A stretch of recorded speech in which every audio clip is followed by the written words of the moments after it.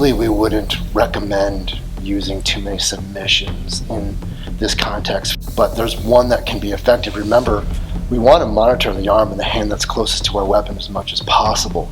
So a couple of things for you to look for and a couple of things for you to consider and an option there.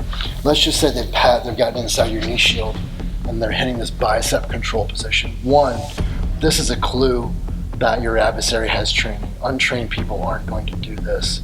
You need to be careful here. They can do a lot of damage. They can headbutt you. They can ground and pound you, snap elbows and punches from here. You need to be careful. So for us, the moment that we're experiencing this bicep control, we counter it. By the way, this is from my coach, Greg Nelson. He gets credit for this. We counter it here. See, I'm keeping close. I'm putting this wrist lock on him, keeping my hand close to me and bringing my hand across. See, he's flinching a little bit. Is your wrist okay? Yes. Puts pressure on his wrist. He doesn't like that. So because that's putting a lot of pressure on his wrist, he's probably going to start to pull it away. As he does, as he pulls away, I follow the wrist to the elbow.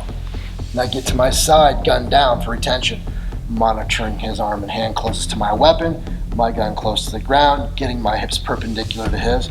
I grab his elbow now, and then I begin to turn myself again so my hips are perpendicular to his.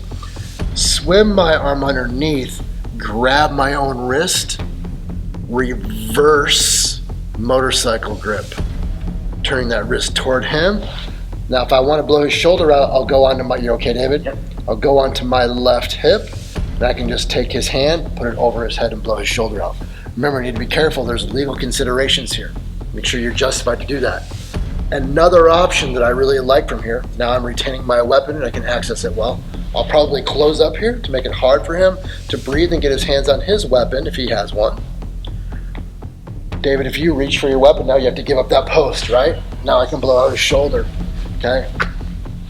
Also, I want to make sure I'm turned here. It makes it a little bit easier here, okay? Another option that I really like is I can stuff this hand underneath my leg, control the chicken wing here. Now I can begin to counterattack with hammer fists here. This would be not fun for him. Okay, other ways that I can control here. Now I can transition if I have to. I can transition to my own weapon as well. Let's go through that again.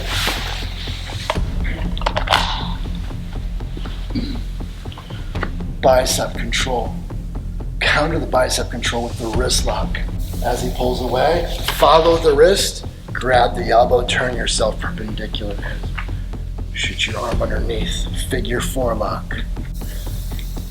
Reverse motorcycle grip. Take his shoulder over his head. You might blow his shoulder out there, or you can stuff his hand underneath your leg. Control the chicken wing here.